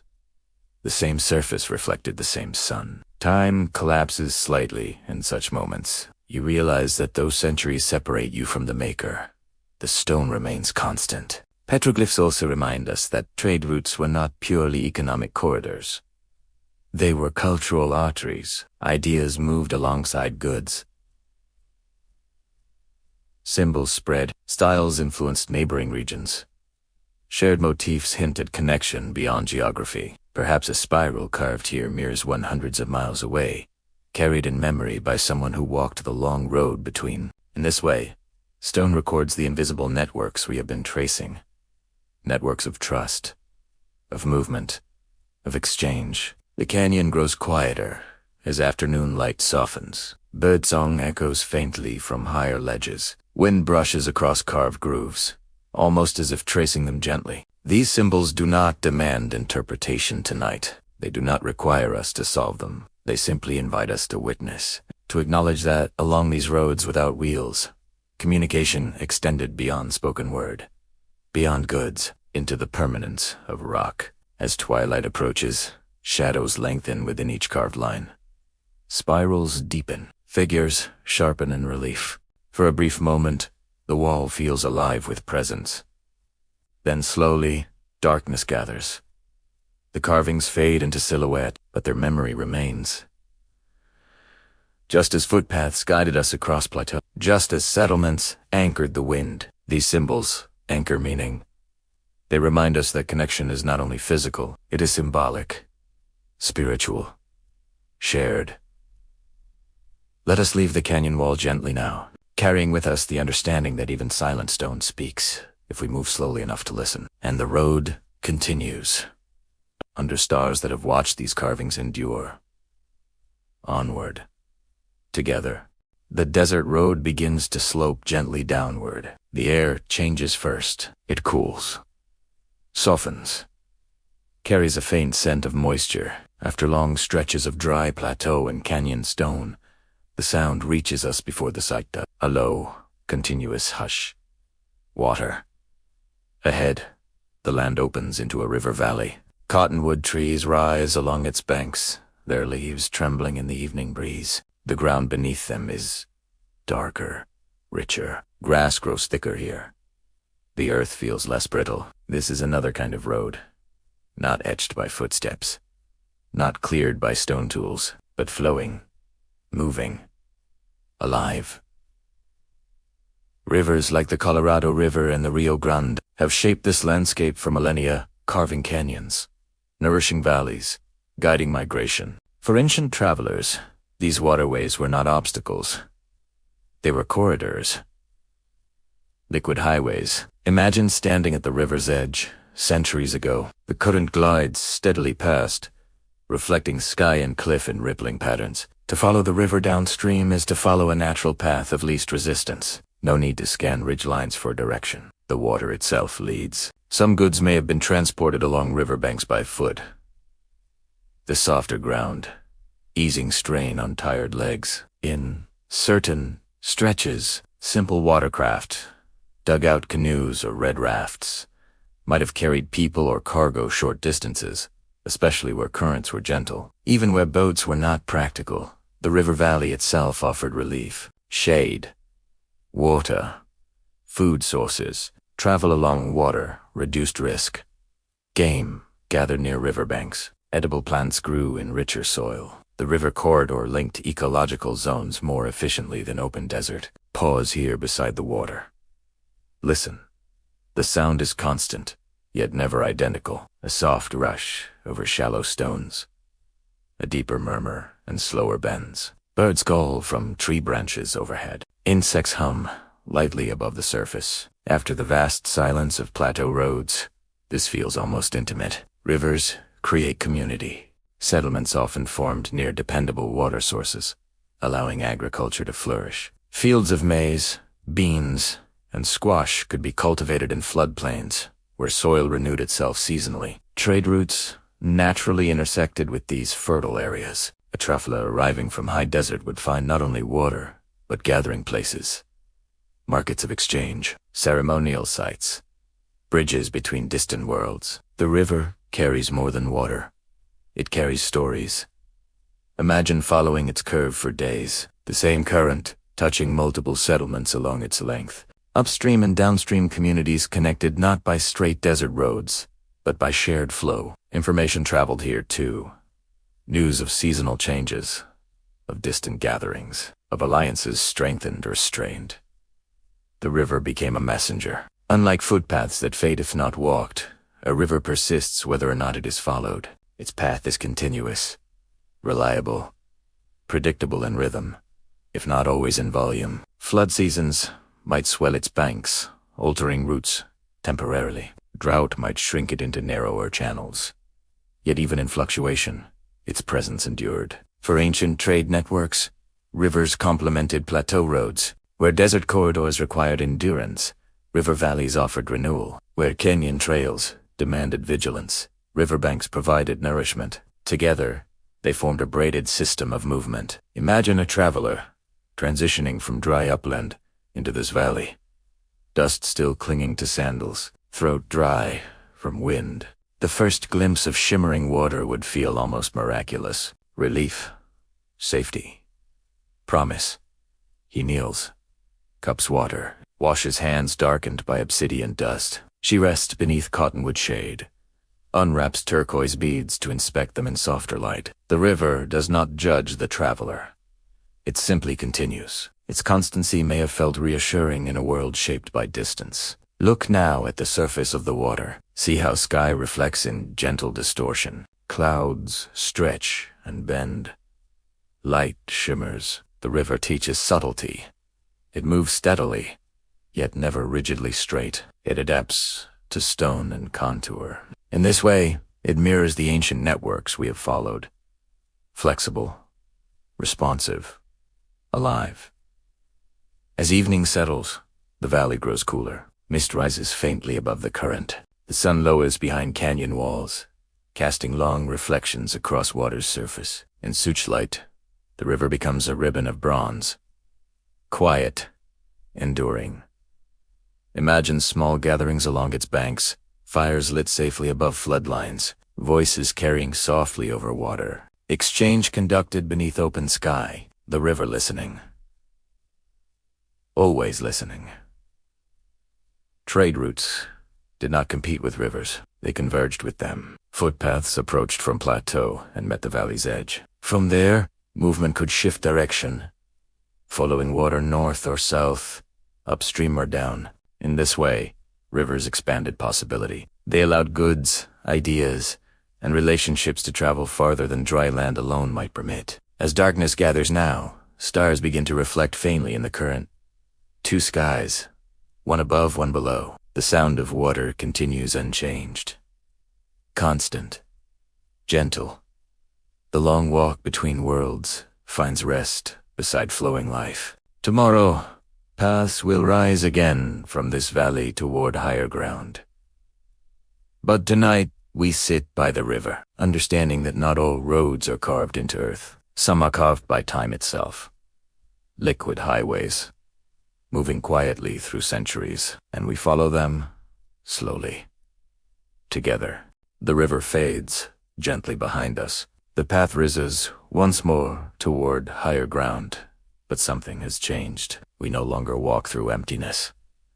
We walk through connection, not the visible kind, not walls or carved symbols, but something quieter. Invisible threads. Trade routes carried goods across desert and valley, but what truly moved along these corridors was relationship. Imagine arriving at a settlement after weeks of travel. You are greeted not as a stranger, but as someone expected. There is recognition in the eyes of those who meet you. Perhaps you have come before. Perhaps someone from your community married into theirs years ago. Perhaps you share ceremonial traditions aligned with the same sun cycles. Exchange, in this world, is not a transaction. It is affirmation. You unwrap obsidian blades, their edges glinting in soft light. Another offers turquoise beads shaped with care. But before the exchange occurs, there is conversation, shared food, shared time. Trust must be reaffirmed before goods change hands. In this way, trade routes formed a social web, a network sustained not by contracts, but by memory and reciprocity. If one community experienced drought, Others might offer grain. If one settlement had access to rare stone, it might distribute tools along established relationships. Obligation was not burdensome. It was stabilizing. When communities depend on one another, distance becomes less threatening. It becomes connective. Pause here in the imagined plaza. The air carries warmth from nearby cooking fires. Children move between adults, curious about arriving travelers. Elders sit near shaded walls, observing quietly. Within a nearby kiva, ceremonial preparation might be underway. Rhythmic drumming, low chanting. Shared ritual reinforcing unity. Trade goods often held symbolic value beyond utility. Turquoise, with its sky-like color, may have represented protection or spiritual significance. Obsidian, born of volcanic fire, carried power in both its origin and its sharpness. Shell from distant coasts signaled reach, proof that the web extended far beyond visible horizon. Each item exchanged told a story of distance crossed, but more importantly, it told a story of relationship maintained over generations. These repeated interactions shaped social hierarchies. Certain families or leaders may have controlled access to rare goods. Certain settlements may have become central nodes, gathering points where multiple routes converged. Influence likely grew not through force, but through coordination. The ability to host gatherings, to mediate disputes, to maintain fairness in exchange. Power in such networks is subtle. It flows through trust, and trust requires care. Imagine the delicate balance required. If one group hoarded resources unfairly, relationships could fracture. If trust eroded, roots might shift. The social web was resilient, but not indestructible. Its strength depended on mutual respect, and so diplomacy likely accompanied trade. Marriage alliances between distant communities strengthened bonds. Ceremonial exchanges reinforced shared identity. Seasonal gatherings renewed commitment to the broader network. The road was not merely a path between goods. It was a bridge between cultures. Stand still for a moment. Imagine multiple routes converging at this gathering place. Travelers from high desert, from river valleys, from forested uplands, each carrying goods shaped by their local environment. Each bringing stories shaped by their landscape. The plaza becomes a meeting point of ecosystems, of ideas, of traditions.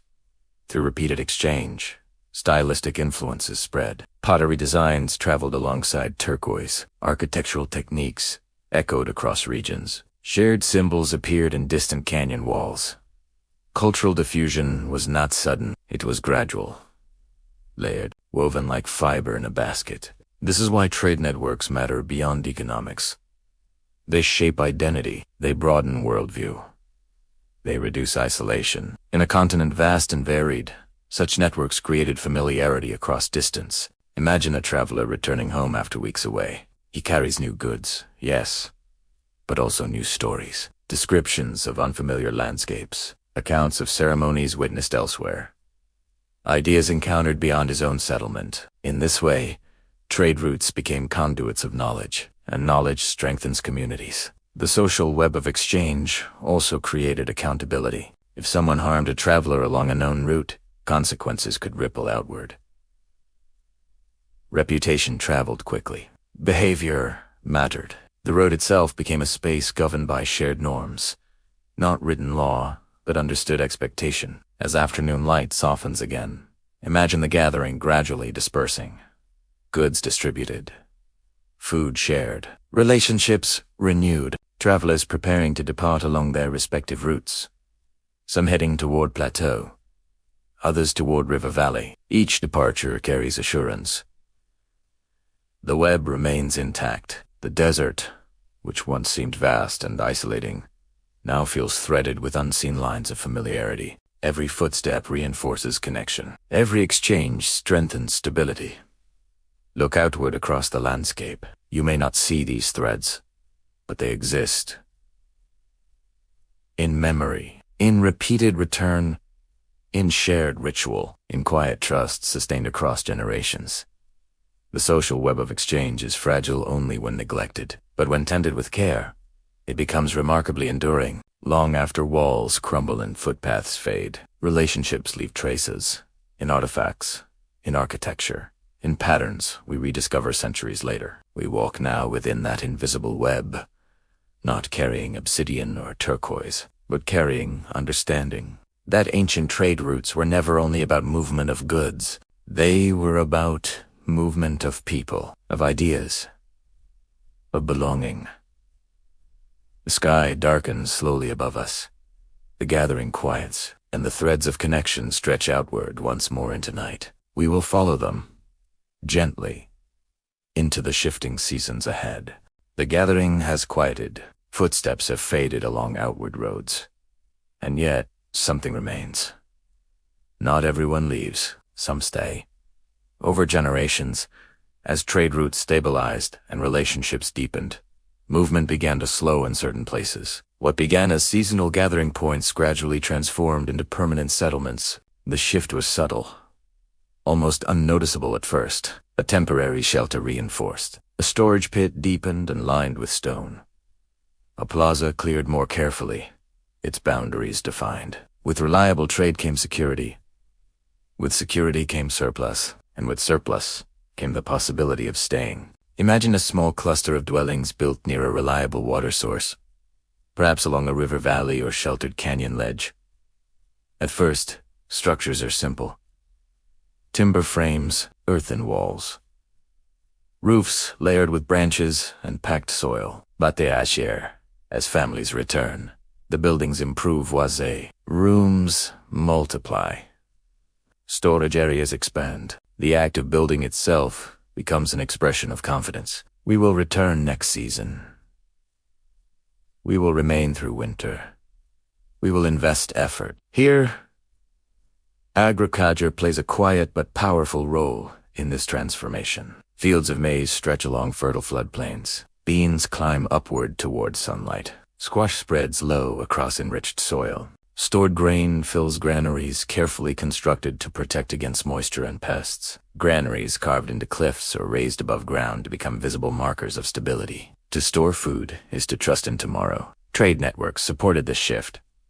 Communities no longer depended solely on local resources. If drought reduced one harvest, established connections could provide relief. If a crop failed in one valley, goods from another region might sustain it. Reliability encourages rootedness. Rootedness shapes architecture. Look now at a cliff face rising above us. Within its sheltered alcoves, multi-room dwellings stand, stone walls fitted tightly together. Doorways small and purposeful. Such places, like those preserved today at Mesa Verde and across the Southwest, reveal what long-term settlement looks like when built with patience and skill. Each stone placed carefully. Each beam carried deliberately from distant forests. No haste. Only gradual accumulation. A settlement becomes more than shelter. It becomes identity. Children born here grow up knowing specific doorways, specific plazas, specific views of sunrise. Ceremonial spaces deepen in meaning. Kivas host repeated rituals, marking solstices and seasonal transitions. Shared memory layers. Upon shared memory, trade routes continue, but now they connect established communities rather than temporary camps. The web tightens. Influence spreads. Architectural styles echo across regions. Similar masonry techniques, similar layout patterns, evidence of sustained interaction. And yet, settlement brings new complexity. Where mobility once allowed quick adaptation, permanence requires negotiation. Water rights storage allocation. Leadership roles. Social structures grow more defined. Certain individuals or families may oversee distribution of goods. Others may guide ceremonial life. Hierarchy emerges not necessarily through domination, but through coordination. The ability to manage surplus becomes power. The ability to host gatherings strengthens influence. But in these early settlements, power likely remained communal in many ways, rooted in consensus and shared responsibility. The land still dictated limits. Drought could stretch across years. Resource strain required careful balance. Even permanent settlements were not immune to environmental change. But for a time, sometimes centuries, these communities flourished. Plazas filled with daily life. Grinding stones hummed steadily. Smoke rose from cooking fires. The wind, once moving freely across open plateau, now swirled through clustered dwellings, anchored not just by stone, but by belonging. Pause here, in the plaza at sunrise. Light spills over stone walls. Shadows retreat slowly. You can almost hear quiet morning activity. Beginning. Doors open. Footsteps cross compacted earth. The world feels settled. Not restless, not transient. Rooted. The shift toward settlement does not erase movement. Trade routes still pulse outward. Travelers still depart and return, but the balance has changed. Instead of wandering between loosely connected camps, communities now serve as fixed nodes. Centers. Imagine a world without permanent addresses, where life was a constant journey. For countless generations, humanity wandered, following the seasons, the herds, and the rains. Communities were like constellations, loosely connected points of light drifting across a vast, dark landscape. But then, something profound began to change. Instead of wandering, people started to stay. These scattered camps transformed into fixed nodes, powerful centers of gravity in the open expanse. This shift from movement to stillness fundamentally reshaped how we remember. When you remain in one place long enough, history doesn't just pass by. It accumulates. It settles like dust, layer upon layer. Generations begin to leave their imprints, not just in stories, but in the very structures they build. You can see it in the architecture. A room is added to a home to welcome a new family. A crumbling wall is rebuilt upon older, sturdier foundations. Suddenly, time itself becomes visible, etched into stone and mortar. The desert, once a landscape marked only by faint, transient footpaths, now begins to hold enduring structures, testaments to human presence and perseverance. Let's stand here for a moment. Within the heart of one of these early settlements, look outward, beyond the protective walls. The plateau still stretches wide and unending, just as it always has. The ancient river flows steadily on its timeless journey. The sky above remains immense, a vast canvas of blue and white. Out there, everything is in motion. But here, within these walls, there is a pause, a newfound sense of stability, a feeling of continuity that was impossible in a life of constant travel. Trade routes, which once ensured survival through movement and exchange on the trail, now serve a new purpose. They ensure survival by creating connections, weaving a network of trade and trust between established homes, turning isolated settlements into a thriving society. As the warm afternoon light bathes the stone buildings in a golden glow, picture the scene. Imagine the elders of the community, sitting together along the shaded edges of the central plaza. Their faces are maps of a life lived. They remember the earlier days, the stories their parents told them of walking immense distances between seasonal camps. Always moving, always searching. They recall a time when the shelters they built were smaller, less permanent, designed to be abandoned when the seasons turned. But now, as they sit here, they watch their grandchildren play within walls that will likely outlast them. Walls that have become a legacy. This incredible transformation, this shift toward a settled life, wasn't a sudden revolution that happened overnight. It was a gradual buildup of confidence, a slow and steady process. It was built step by step, with each carefully placed stone representing a decision to stay. It grew season by season, as each successful harvest reinforced the idea that this place, this piece of land, could sustain them. And as we stand here together within this imagined community, we begin to understand a deeper truth. Permanence carries both immense strength and a new kind of vulnerability. To build something deep and lasting is to make a commitment, and to commit to one place, to one home, is to risk everything on its survival.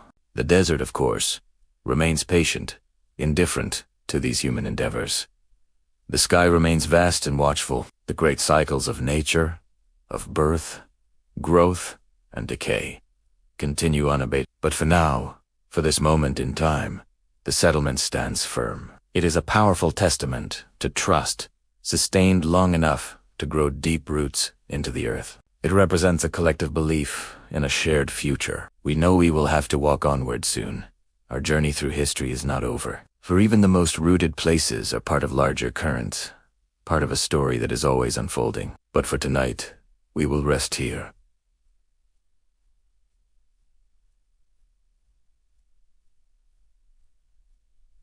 Safe within walls, shaped and reshaped by generations of hands. And as we do, we can truly feel what it means to belong. We can understand the profound feeling of being in a land that was once only crossed by footsteps, but is now, and forever, anchored by home. The settlement stands quietly in the fading light. Walls still rise. Plazas still hold shape. But something has changed. The air feels thinner somehow. The wind lingers longer in empty doorways, where once smoke curled from rooftops each morning. Now only dust drifts in the sunlight. The shift does not happen suddenly. There is no single moment when everything falls silent. Instead, it begins slowly, a season of weaker rains. A harvest slightly smaller than expected. A river running lower than usual. At first, it is manageable. Stored grain cushions the loss. Trade networks supplement what the land withholds. Communities adapt. They have always adapted. But when dry years repeat themselves, the strain deepens. Fields produce less. Springs weaken. Travel between settlements becomes more urgent. Not for celebration, but for necessity. Imagine elders gathering in a kiva, speaking quietly about dwindling water. Younger members sent farther along trade routes to seek support. The social web still holds, but tension pulls at its threads. Drought in one region might ripple outward to others. If multiple valleys struggle simultaneously, the network tightens under pressure. Some families begin to leave, not in panic, not in chaos, but in a quiet decision. A household dismantles part of its dwelling. Timbers are removed carefully for reuse. Storage is emptied. Doors are sealed. They follow known roads toward regions rumored to hold steadier water. Another family stays. They believe the rains will return. The plaza grows quieter. The grinding stones hum less frequently. The sound of children's laughter fades from certain corners. The unraveling is not dramatic. It is a gradual absence. Archaeological evidence today suggests that during the late 1200s, parts of the American Southwest experienced a prolonged drought, sometimes called the Great Drought. Tree-ring studies show years of reduced rainfall. Communities that had thrived for centuries faced environmental stress beyond familiar cycles. But in our quiet walk tonight, we do not see data.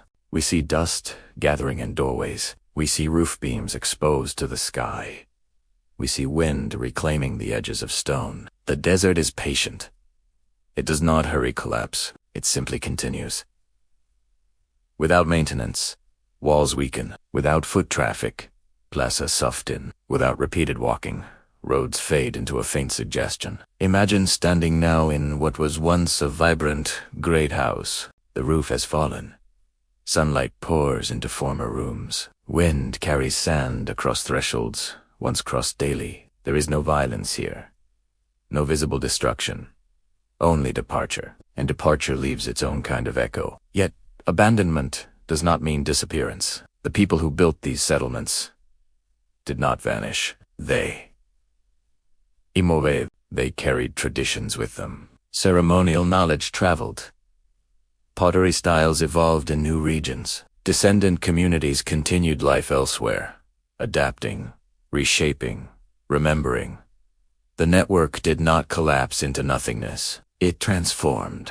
But here, in this place, stillness grows. Look outward across the plateau again. Paths once clear now blur into open ground. A spring once dependable dries into cracked earth. The river that sustained fields shifts its course or runs shallow. Climate shifts remind us that permanence is always conditional. The shift towards settlement brought stability, but also dependence on the local environment. When that environment changed beyond tolerance, mobility returned.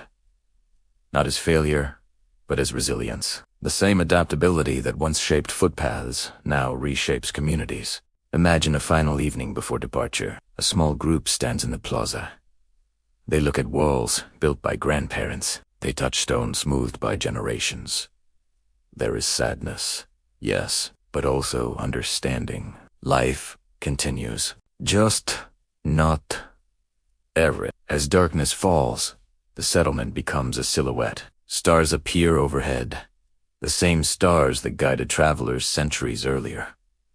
Perhaps they guide once more. The long walk between worlds resumes. But this time, it is not trade that drives it. It is survival. The desert receives what is left behind. Wind settles into open rooms. Sand drifts across floors. Time smooths sharp edges, and centuries pass. When future generations return, archaeologists, descendants, wanderers like us, they encounter ruins, not as emptiness, but as testimony. Testimony that communities once flourished here. Testimony that connections spanned vast distances. Testimony that adaptation is as ancient as settlement itself. Stand quietly in this abandoned plaza. Listen. The wind moves through roofless walls. It sounds almost like breath. The unraveling was not an ending. It was a turning. Roads faded here, but they reappeared elsewhere. Footsteps continued. Children grew in new valleys. Ceremonies found new kivas. Trade shifted direction. The web reconfigured. The desert does not hold grudges.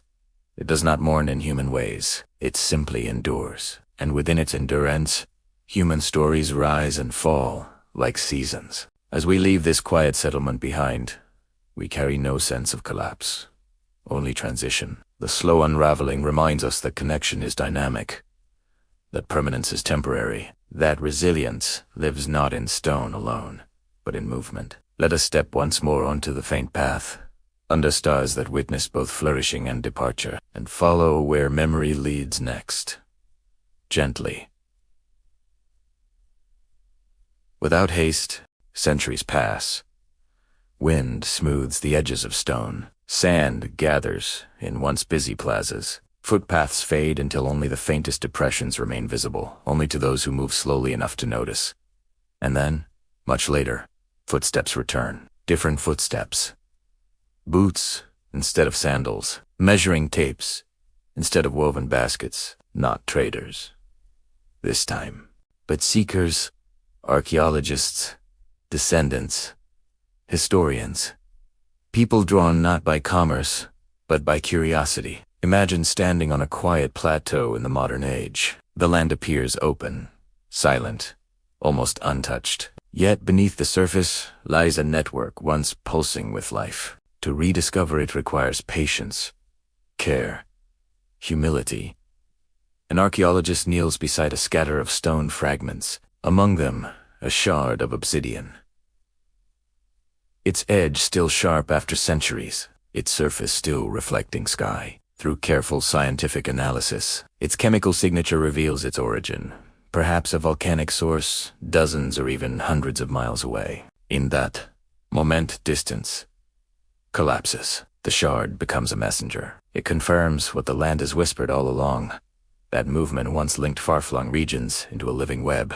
Nearby, subtle depressions in the soil are mapped using LiDAR, a technology that sends pulses of light from aircraft, measuring minute variations in terrain. From above, faint lines emerge, straight corridors stretching across plateau, ancient roads invisible at ground level. The geometry reappears, not through memory passed down verbally, but through careful observation of shadow and contour. It feels almost like uncovering a hidden script written across the desert. Each line mapped reconnects fragments of story. Each artifact catalogued adds nuance. A turquoise bead found far from its mineral source.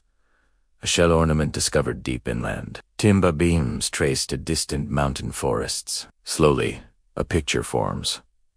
Not of isolated ruins, but of connection. Yet rediscovery carries responsibility. These are not abandoned mysteries belonging solely to modern scholarship. They are ancestral landscapes, part of the living heritage of Pueblo peoples and other indigenous communities whose descendants still honor these places today. Modern research increasingly listens to indigenous voices, acknowledging that oral histories, ceremonial knowledge, and cultural continuity provide insight beyond excavation alone. The stones are not merely data.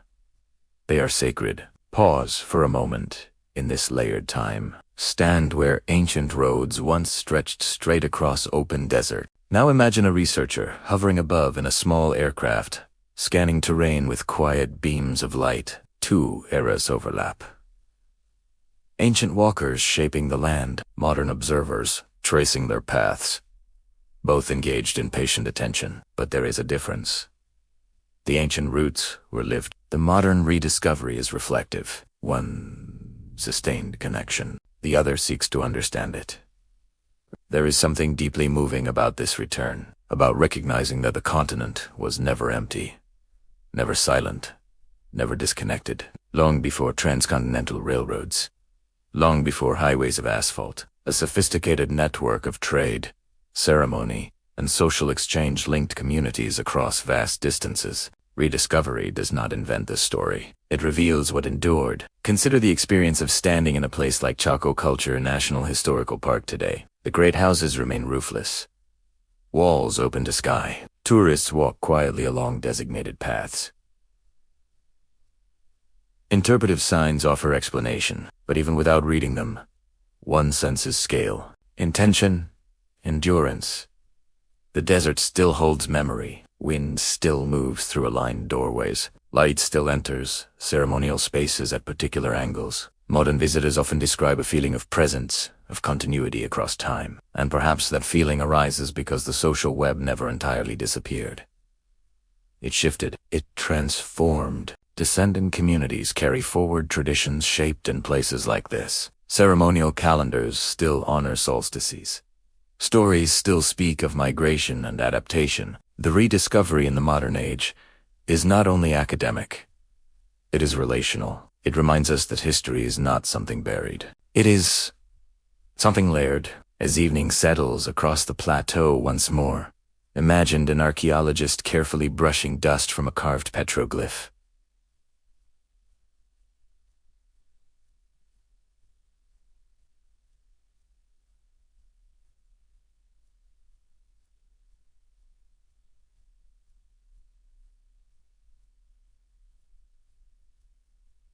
The spiral emerges more clearly. For a brief moment, past and present align. The hand brushing stone echoes the hand that carved it, separated by centuries. Connected by touch, the faint path we have followed across this long journey now feels more visible. Mapped, documented, understood, and yet mystery remains. There are still roads not fully traced, symbols not fully interpreted. Questions without final answers. And perhaps that is fitting. For history, like the desert, resists complete ownership. It invites humility. It invites slowness. It invites listening. As darkness deepens and stars return overhead, we stand at the edge of rediscovery, aware that what once seemed lost was never truly gone. It waited, in stone, in soil, in story, and now, having traced its outlines gently, we prepare for one final walk along the faint path, not to uncover something new, but to reflect on what connection truly means. Under the same wide sky, the sun lowers slowly over the plateau. Its light stretches long across open land, turning stone and sand to gold. We have followed the faint path through canyon and settlement, across river valley and abandoned plaza. We have walked beside obsidian and turquoise, stood within great houses, listened to wind move through carved symbols. Now we return to open ground, to where it all began. The desert appears unchanged, wide, still, endless. Yet you are not the same traveler who first stepped onto this plateau at dawn. You now see what once seemed invisible. A subtle depression in the soil, a gentle curve around a ridge. The quiet logic of a corridor shaped by repetition. The faint path lies before us again, but it feels different now. Not mysterious, not forgotten. Simply patient. Imagine walking here at twilight. The air cools gently. Heat stored in stone releases slowly into evening. Your footsteps press lightly into dust, and the wind will smooth them by morning. For a moment they join a lineage stretching back centuries. Step, pause, breath. Step, pause, breath. The rhythm is the same. The sky above us shifts from amber to deep violet. One by one, stars appear. The same stars that guided traders across ridgelines. The same constellations reflected in river water. The same celestial arc that marked solstices within canyon walls. Time feels less linear here. More circular, like the spiral carved into stone. Communities flourished. Settlements anchored the wind. Drought reshaped lives. Roads faded. Descendants carried memory forward. And now we walk again. Not as traders, not as settlers, not as archaeologists, but as quiet witnesses. There is something deeply comforting in realizing that connection has always existed here, long before modern highways stitched the continent together, long before borders and state lines. Human beings moved across this land with purpose and awareness. They built networks, not of conquest, but of cooperation. They carried goods, yes, but more importantly, they carried trust. The faint path beneath our feet reminds us that connection does not require noise. It does not require speed. It requires repetition, consistency, care. The desert wind brushes past gently, smoothing small ridges in the soil. It does not erase history, it softens Italiano. History here is not sharp-edged, it is la red, blended with sand and skyline. We reach a small rise in the plateau and pause. From this vantage point, the land stretches wide in every direction. In daylight, we might see faint lines etched into earth. At night, we see something else. Above us, the Milky Way arcs across the sky, a luminous band of countless stars. It mirrors the ancient roadways we traced on the ground, a celestial network. Light connecting light. Imagine an ancient traveler standing where you stand now, looking upward, feeling small beneath vastness, yet not alone. Somewhere beyond the horizon, another settlement waits. Somewhere beneath this sky, another fire burns softly. The web persists, even when unseen, even when quiet. Perhaps that is the greatest lesson of the faint path. Connection can endure invisibly. It does not need constant recognition to remain real. As night deepens, the temperature drops gently. The wind comes. The plateau settles into silence once more. And in that silence, you can almost hear echoes. Footsteps, layered upon footsteps. Voices carried by memory. Stone meeting stone. Water moving steadily in the dark. The faint path does not demand that we solve it. It asks only that we walk it slowly. Tad we notici, that we remember. Tonight, we have traced the arc of ancient American trade routes, from volcanic glass carried across desert, to ceremonial crossroads rising in canyon shadow, to settlements rooted deeply in soil, and finally to rediscovery beneath modern sky. And now, we stand again where movement meets stillness. Take one final slow breath. Feel the ground steady beneath you. Feel the vast sky overhead. And understand that though roads fade and walls crumble, the human impulse to connect endures. The desert will remain long after we leave. Wind will continue its patient work. Stars will rise and set. But somewhere, always, there will be a path. Faint, steady, waiting. Let us take one last quiet step together and allow the night to settle gently around us. Rest now. The journey continues. In memory, the desert is quiet now. The stars are steady overhead, and the faint path we followed has softened once more into shadow. Tonight, we walked across high plateaus and through silent canyons. We traced obsidian carried by hand. We stood within stone walls, shaped by patience. We listened to rivers that moved like living roads. And now, it is time to rest. History does not end when we close our eyes. It continues in memory, in landscape, in the quiet endurance of places that wait without hurry. If this slow journey brought you peace, if the rhythm of ancient footsteps helped quiet your thoughts, then you are always welcome here. This is Go to Sleep, Historian, where the past unfolds gently, and the night holds space for reflection. If you would like to walk more forgotten paths, to wander through other centuries beneath calm skies, you may subscribe and return whenever you wish. Until our next journey, may your sleep be steady. May your dreams be quiet, and may you always remember there is a faint path beneath the noise of the world. Good night.